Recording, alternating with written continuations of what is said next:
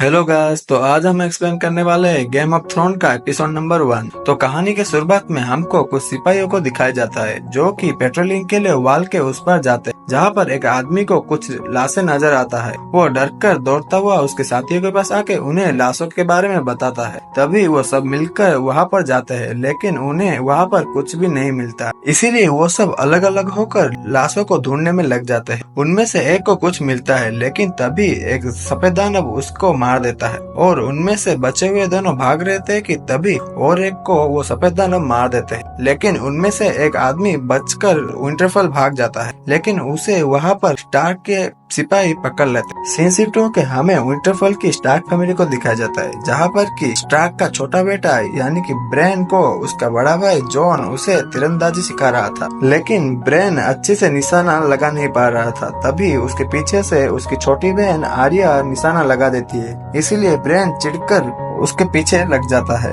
ये सब होता हुआ इनका पेरेंट्स यानी कि नेड एंड कैटलीन ऊपर से देख रहे। तभी वहाँ पर रोड्रिक आता है। रोड्रिक एथलिक जो कि स्टार्क का वफादार है। रोड्रिक नेड को बताता है कि सिपाही ने एक भगोड़े को पकड़ा है। ये सुनकर नेड अपने बेटों को लेके उस भगोड़े को सजा देने के लिए निकल जाता है, जहाँ पर कि उसके छोटे बेटे ब्रेन को भी ले आया था। नेड यहाँ पर उस भगोड़े को उसकी आखिरी शब्द पूछते हैं, लेकिन वो एक ही शब्द रिपीट कर रहा था कि मैंने सफेद दानव को देखा है। तभी नेड अपनी राजा रोबोट के नाम से उसे सजा देता है और उसका सर को उसके धड़ से अलग कर देता है। कुछ वक्त बाद नेड अपने बेटे ब्रेन के पास आता है और उसे पूछता है कि तुम्हें पता है मैंने ऐसा क्यों किया? तो ब्रेन कहता है कि वो बंदा भगोड़ा था, इसीलिए आपने उसे सजा दी। उसके बाद ब्रेन उसके पिता से पूछता है कि क्या वो सच में सफेद दानव को देखा था? तभी नेड उसे बताता है कि सफेद दानव आज से 1000 साल पहले ही खत्म हो चुके और बाहर से वापस महल लौटने के वक्त उन लोगों को रास्ते में एक बड़ी सी बुल की लाश मिलती है और उसके आसपास उसके छोटे छोटे बच्चे मिलते हैं।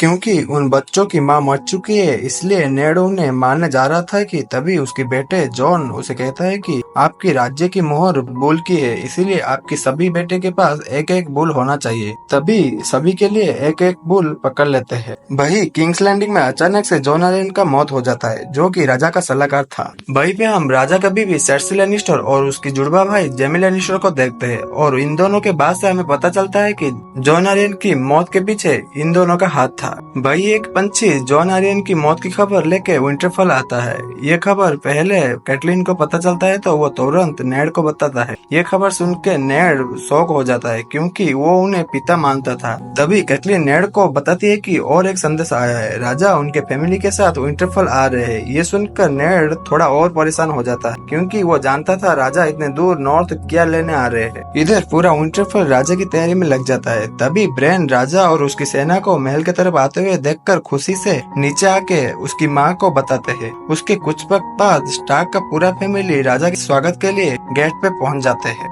राजा के आते ही सब लोग उनके आगे नील डाउन करते हैं। तभी हमें पता चलता है कि राजा यानी कि रोबोट और नेड स्टार्क बहुत पुराने दोस्त हैं। उन दोनों के बीच में हंसी मजाक चालू हो जाती और फिर रोबोट नेड से कहता है कि मरे हुए लोगों को श्रद्धांजलि देने के लिए जाना है। ये सुनकर राजा की बीवी कहती है कि मरे हुए लोग इंतजार कर सकते हैं, हम लोग इतने दिन से सफर कर रहे हैं, क्यों ना थोड़ा रेस्ट ले लिया जाए। पर तभी रोबोट उसकी बात को इग्नोर करके चला जाता है। जब नेड और रोबोट कब्रिस्तान जा रहे थे, तभी नेड जॉन आर्यन के बारे में पूछता है। तब रोबोट को कुछ भी पता नहीं था और वो नेड को अपने साथ किंग्स लैंडिंग चलने के लिए कहता है और उसे राजा का सलाहकार घोषित करता है। पर नेड उसे मना कर देता और कहता है कि मैं इस ओहदे के लायक नहीं हूँ। इधर जेमी लैनिस्टर उसके भाई टिरियन लैनिस्टर के पास आता है और उसे कहता है कि आज के शाम में स्टार्क के पार्टी में जरूर आना, नहीं तो मैं अकेला पड़ जाऊंगा। वही रोबोट एलिन नामक एक लड़की के कब्र के पास शोक मना रहा और यहाँ से हमें पता चलता है कि एलिन रोबोट का क्रश और नेड का बहन था और उसे टारगेरियस ने मार दिया था। वही हम देखते हैं कि लास्ट टारगेरियन अभी भी जिंदा है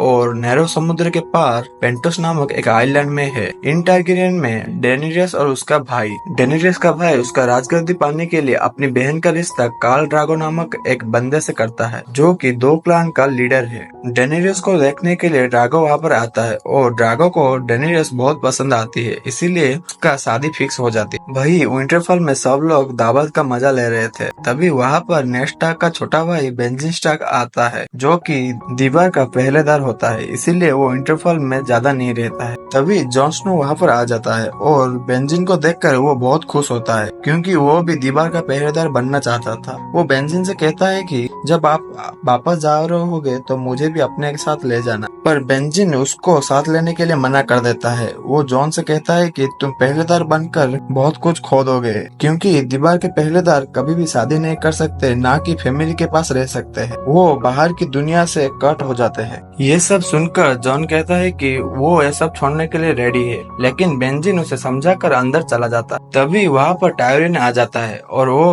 उसे कहता है कि वो बहुत टाइम से बड़ी दीवार को देखना चाहता था, और वहाँ पर टायरिन और जॉन के बीच में बहुत बातें चलती है। भाई अंदर पार्टी में सब लोग एक दूसरे को अच्छे से जान रहे थे। पार्टी के बाद नेड कैटलीन को रोबोट के ऑफर के बारे में बताता है। तभी वहाँ पर मिस्टर लियोन आते हैं और कैटलीन को उसका बहन का संदेशा देते हैं। कैटलीन वो लेटर पढ़कर उसे जला देते हैं। ये देखकर नेड उसे पूछता है कि लेटर में क्या लिखा था, तो कैटलीन उसे बताती है कि उसकी बहन ने कैपिटल छोड़ दिया है और वो ये लिखा है कि जॉन एलन का मर्डर हुआ है, जो कि लेनिस्टर ने किया था, और साथ में ये भी लिखा है कि राजा की जान को खतरा है।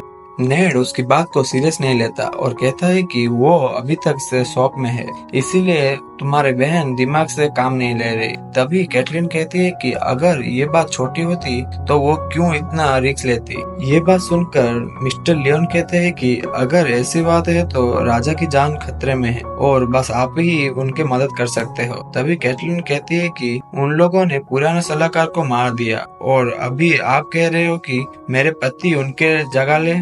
तभी मिस्टर लियोन कहते हैं कि राजा ने 1 महीने का सफर इसलिए करके आए हैं क्योंकि उन्हें और किसके ऊपर भरोसा नहीं है और वो नेड की मदद चाहते हैं। नेक्स्ट डे हम देखते हैं कि काल ड्रागो की शादी डेनेरियस से हो रही थी और वहाँ पर जश्न चल रहा था कि तभी वहाँ पर जाराह मॉर्मोन आकर डेनेरियस को 7 राज्य की इतिहास गिफ्ट करते हैं। डेनेरियस पूछते हैं कि क्या आप मेरे यहाँ से है? तभी जरा बताते हैं कि मैं आपके पिता के लिए बहुत साल तक काम किया था और आगे भी टारगेरियंस के लिए काम करने का चाहता हूँ। तभी पेंटोस के लॉर्ड डेनेरियस को ड्रैगन का अंडा गिफ्ट में देते हैं और कहते हैं कि वक्त ने इन्हें भले ही पत्थर का बना दिया है, मगर आज भी दिखने में बहुत सुंदर है और आगे भी रहेंगे। कुछ वक्त बाद काल ड्रागो वहाँ से डेनेरियस को लेके चला जाता है। वही विंटरफेल में नेड राजा के आदेश मानकर सलाहकार बन जाते हैं और इस बात से रोबोट बहुत खुश होते हैं। फिर ये दोनों मिलके शिकार के लिए निकल जाते हैं। उनके जाने के बाद ब्रेन फिर से महल के दीवार में चढ़ने लग जाता है। जब वो टॉप पर पहुंचता है तो वो रानी और उसके जुड़वा भाई को गपागप करते हुए देख लेता है, इसलिए जेमी उसे वहाँ से नीचे फेंक देता है।